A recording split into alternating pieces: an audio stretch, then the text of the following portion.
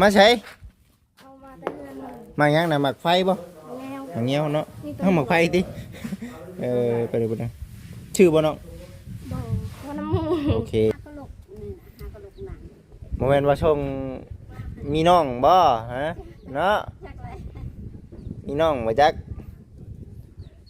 พอได้มีอันน่ะคนขี้ดื้อเล่นใต้เล่นเหนือพ่อปากเปียกน้ำเนาะโอ้ยเห็นน้องชายได้จึงชวนหัวเมื่อ อย่างนี้ ลืมไม่ดี ดีจะแนว นี่แม่นตู้พี่น้องเอ้ยเนาะชื่อเรียบร้อยแล้วเนาะ โดย บ่เป็นหยังบ่เป็นหยังเนาะ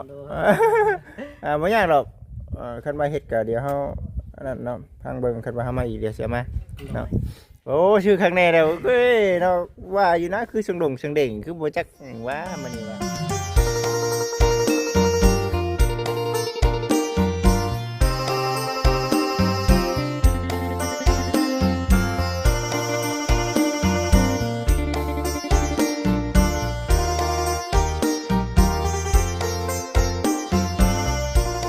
พี่น้องเอ้ยเนาะต่ออยู่ที่ EP 2เด้อเนาะตอนนี้ก็ได้คุณทางนั้นก็กำลังเฮ็ดอยู่เฮ็ดกินอยู่เนาะทางนี้ก็พุ่นเนาะถ้าลมฝนตกมาแล้วเฮ้ยพี่น้องเอ้ยเบิ่งนี่เนาะคือสิแห้งอยู่เนาะทางทีมงานสร้างเนาะกำลังบุกกำลังเฮ็ดอยู่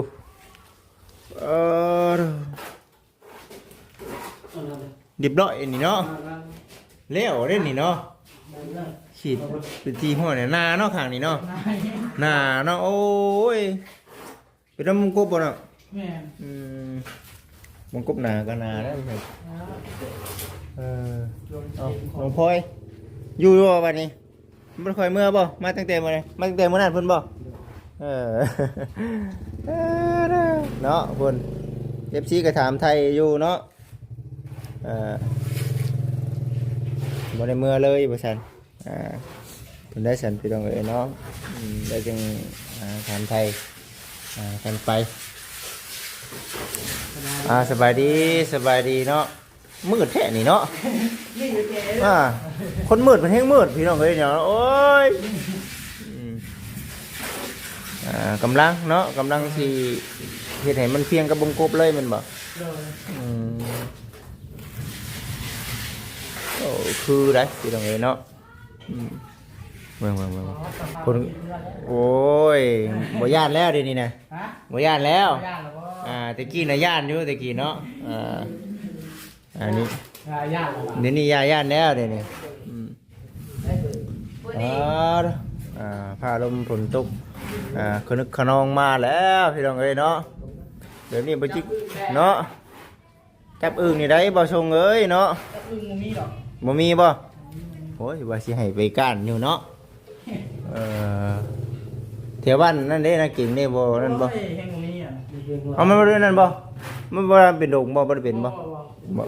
โอ้เป็นโคกบ่เป็นโคกคือว่าเป็นดงสิดอกว่าแถวนั้นเด้น้องจ้อยหน้าเจ้าเด้มันเป็นดงบ่ดงเด้มันบ่ดงมันต่อกับตัวใช้ก็นั่นน่ะดงนั่นน่ะบ่ดงทางนาเจ้ามันต่อกับ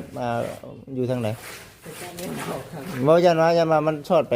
ฮอดหมู่บ้านนั่นฮอดหมู่บ้านนี่แบบคือโอ้ดงตึ๊บเลยติโอ้ยันว่าแบบคือสร้างสวรรค์เนาะอยู่ทางบ้านเฮาบัดไปดงยังก็รัก12บ่นั่นน่ะเนาะ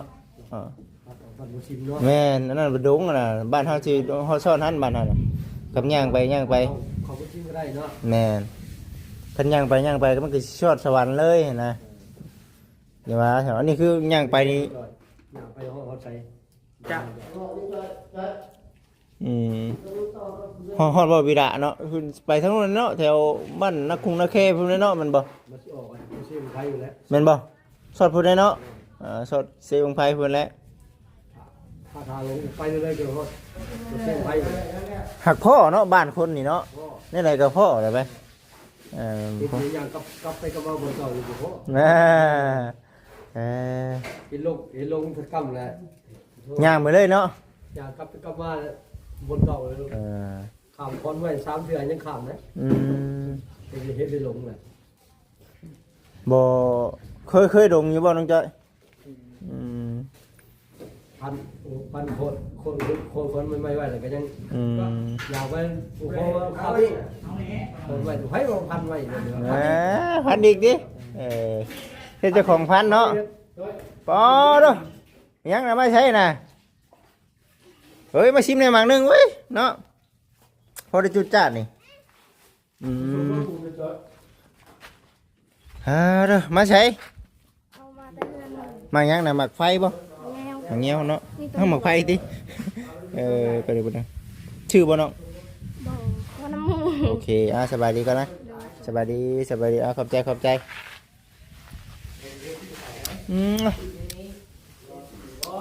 สุดยอด อ่ะ อืม เลย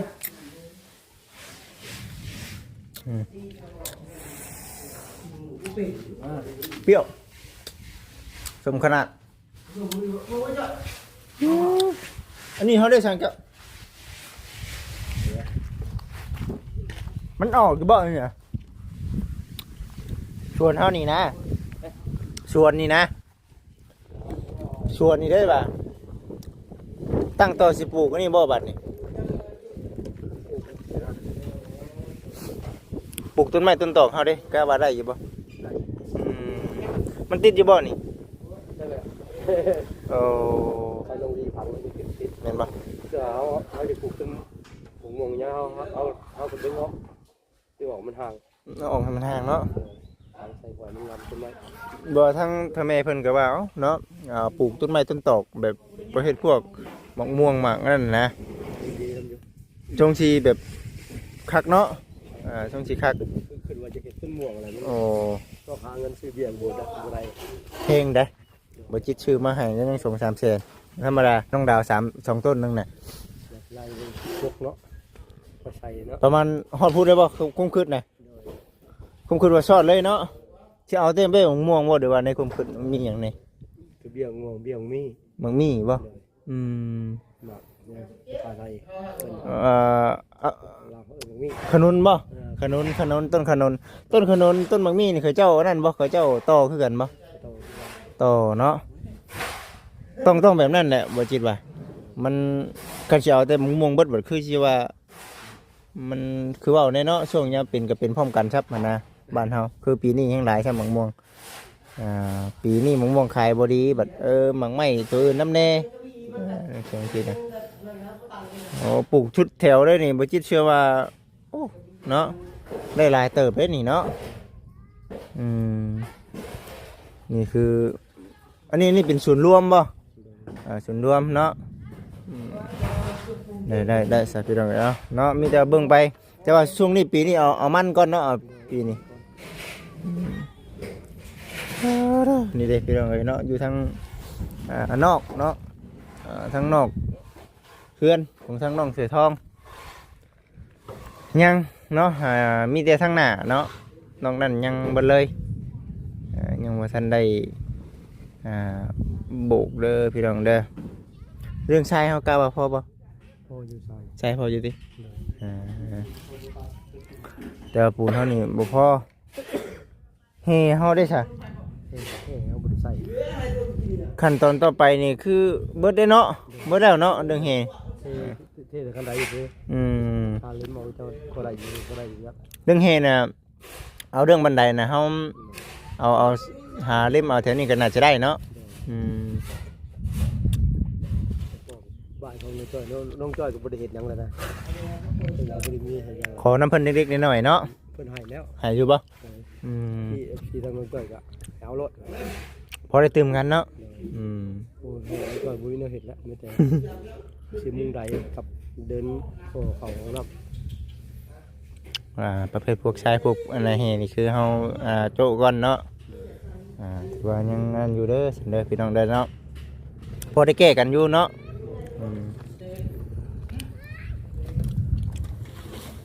พอได้แก้กันอยู่พี่น้องเอ้ยเนาะมีแต่เอาตัวนี้แหละตัวประเภทพวกอันโบกพวกฉาบให้มันสำเร็จพวกอันนี้คือปูนเนาะที่ว่ายังเป็นหลักที่ว่าสำคัญอยู่เนาะเราต้องได้ใช้ มาเลยคนบอกดีกว่ามาแท้ มาดีจักเลยเนาะพุ่นเนาะมื่นมาได้พี่น้องเอ้ย มาแล้วไม่ทราบ มาแท้ๆตกแท้ๆบ่จิตว่ามันบ่ตายเลยออกเลยบ่ ออกเลยเนาะอืม ตกมานี่ต้องมาค้ำเลยล่ะคิดเลย นี่มีใส่ยังไงปีปลูกจักสวนก็ ปลูก2 สวน สองสวนบ่ 2 สวนอันนี้แหละ ปานๆกันบ่ใหญ่กว่านี้บ่ ก็เรื่องนี้ เดินหนีอยู่เนาะปลูกไว้เนาะคือเว้าเนี่ยฮอดยามหมู่พันหมู่อันนั่นก็คือว่าพากันขายเชี่ยวๆยามมันก่อนนอกปัดเนาะ อันนี้แค่นี้นี่มันเป็นหัวเป็นแค่เฮาเด้บ่ได้อันน่ะเฮ็ดหัวแค่เพิ่มเติมอีกเนาะอันนี้มันเป็นคนเผาอยู่พี่น้องเอ้ย ข้างหน้าแล้วก็จะใส่ ใช่ก็พุ่นบ่ ใส่ต้นเมืองใส่คุมเลยเห็ดหัวเฉพาะคุมมันระยะ ต้นมะม่วงบ่เฮ็ดทั่วเฉพาะคุมบ่ เลย เอาประมาณกี่ต้นเท่านั้น ใส่3 ต้นเนาะ 3ต้นบ่ คือ4 ต้นเนี่ย พอได้ห่มเนาะมันรู้สึกว่าโล่งๆเลยพี่น้องเอ้ยแค่นี้โล่งๆแฮงมีแต่พุ่นแหละประมาณจัก3พอได้มีห่มน้ำแน่เนาะไปเสียไปเนาะถ่ายไปเรื่อยๆก่อนเด้อพี่น้องเด้อเนาะอัปเดตให้กับพ่อแม่พี่น้อง FC ได้เบิ่งได้ชมจังไดก็ตามแต่มาแท้ๆไปหาการอึ่งเด้อบ่ชงเด้อเนาะเห็นอยู่บ่นี่บ่ชงเห็นหุ่งอยู่บ่โอ้คือมืดแท้สิดอกบ่เนาะเฮาเดี๋ยวบ่งแจ้งเหิงเนาะพอเฮามาเดี๋ยวเบิ่งอยู่ในมืดมันคือมืดไปเลยเนาะอันนี้เคยได้เพิ่นอยู่ในบนมืดแล้วเพิ่นสิ้นเลยพี่น้องเอ้ยเบิ่งเชิงเนาะเบิ่งไปหาพายิงเฮาก่อนนะบัดนี้ก็ได้บ่ได้มาแต่เหิงแล้วเนาะบ่ได้มาแต่เหิงมาอัปเดตก่อนบ้านของทางน้องไซล่าให้กับทางท่าแม่เพิ่นเบิ่งเพิ่นชมเนาะ งามเด้อแม่เด้อเนาะสวยงามเด้อหมักแยวเมนูเฮ็ดแบบใดเนาะเนาะสบายดีเด้อน้องเด้อโอ้ยมันไก่น้ำอายแล้วเว้ยเนาะ เป็นไข่บ่ก่อนยังทหาร เป็นไข่บ่ หักคืนนี่ก็เอาไปห้องหมอ คือมีแต่คนเป็นไข่เป็นหนาวแท้อันนี้หันว่าบ่ได้ไข้ไปยามเบิ่งเพิ่นเมื่อยสิ เมื่อยแล้วไปเข้าน้ำเกลือเมื่อคืนหักกระโหลกนี่นะหักกระโหลกหนัง โมเมนต์ว่าชงมีน้องบ่ฮะเนาะ จักเลย มีน้องมาจักพอได้มีอันน่ะคนขี้ดื้อเล่นใต้เล่นเหนือพ่อปากเปียกน้ำเนาะแม่นแท้ๆนี่กินชมในนี้เนาะ คืนนี่ก็ไปใส่น้ำเกลือเมื่อย เมื่อยบ่ ไปเนี่ยไปก็บ่ได้ชาวงงจังไดมาคือโล เป็นไข่เป็นหนาวได้พยายามว่าบ่ได้มีไข้มีหยังเมื่อย เมื่อยน้ำสุขภาพทางกายเนาะบุกเบียกบุกงานพี่น้องไง เมื่อยกับ น้องพลอยชวนน้องถือทองเด้อหาก้านอึ่งมาแดงนี่เด้อก้านเคยก้านเบิ่งนะกบได้หา เคยเนาะชมบ่เขาก็ย่างมาใกล้ชื่อเขาก็อยากได้เพนเขาเนาะโอ้น้ำมันได้พี่น้องมึงเนี่ยเนาะหมักเงี้ยวเนาะสุดยอดมันคือหมักใหญ่เท่าน้องเอาใส่ก่อนเหมือนแถวบ้านนี่บ่ ยันแถวบ้านเขาเอามาแล้วขอน้ำเขา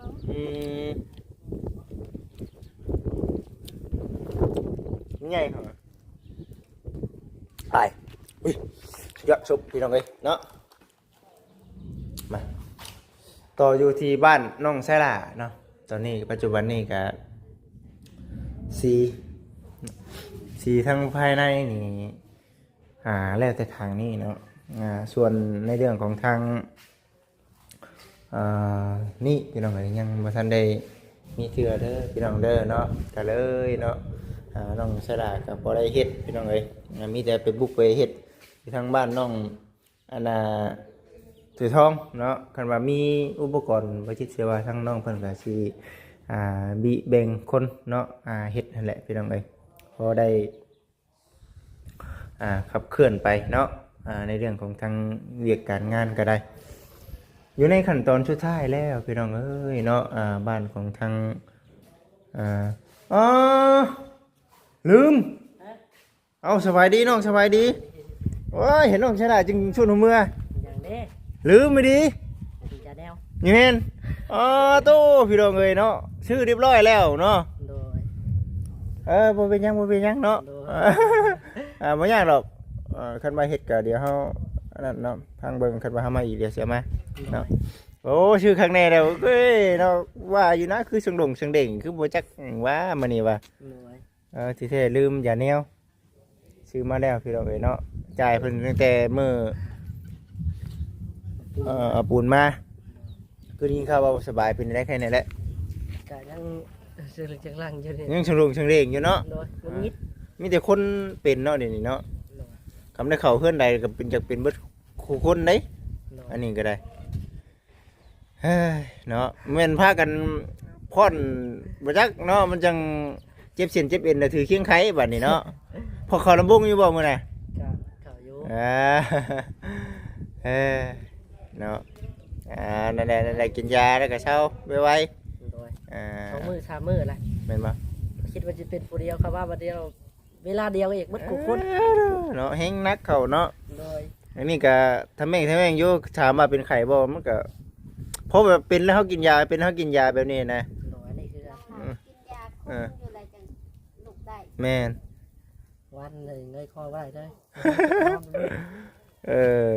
หนึ่งมาเป็นวัดเนาะเป็นวัดน้ำแน่ได้พี่น้องเอ้ยเนาะวัดดงคอบางทีก็ได้บ่จิตเองก็เป็นเนาะดงคอนี่ก็คือว่ามันก็คือสิเช่าได้ละเช่าไว้เนาะเฮ็ดคือบ่จิตคือว่าแหละพี่น้องเอ้ยเนาะ พร้อมลงหลังก็ได้ จนจ้อย โดยข้าวก็ไม่ได้ค่อยกินเลย 2 มื้อ 3 มื้อไม่ได้กินข้าวกินได้มื้อละข้าว เบิ่งแน่เนาะรักษาสุขภาพนำเมนูหยังก็ทั้งแม่ปิ้งหยังอ่ะนะ ซีนหมู ชิ้นหมูบ่เฮ็ดให้ทีมงานสร้างแน่เนาะ พอ ไว้2 มื้อ 3 มื้อเลย บ่ไหวบ่ได้เฮ็ดบ่ ไม่ได้เฮ็ด อืม เฮ็ดเอาเป็น2 มื้อ 3 มื้อ เออ เคยท่องกับ มาส่ง ปลา 2 คน ส่ง อยู่แล้ว 2 คน แทนอยู่แล้วจ้ะเพิ่น คอยไปเนาะ ในมื้อพาเจ้าเป็น2 คน อย่าว่าหาผู้สร้างมาซอยน่ะติหาก็มามื้อนี้แหละ หาก็มาบ่มามื้อดองอะไรอ้ายก็มานี่ก็เห็นน้องพลอยบ่มีผู้ใดก็เลยกลับไปเลย ไอ้มาบ่ มาอยู่ มาหาน้อง บ่ได้นั่นเลยน้องเอ้ยเอ้าเบิ่งน้องๆคือช่วงที่ยากเวียกอยู่ตอนนั้นก็ได้มาก็เห็นเต็มปึ้งอยู่ได้คนในงานน่ะ โดย แม่นก็ได้ว่าเอ้าบ่นั่นน้องเพิ่นดอกว่าพอดีขับรถเมื่อเลยกับมือนั่นน่ะไอ้ครับเอาซองบัตรเชิญของทางน้องราตรีมาส่งให้เบาดีสิดอกก็เลยคันว่าเห็นน้องๆก็สิอัปเดตคันบ่เห็นก็เมื่อเลยว่าซั่นน่ะนะเด้อ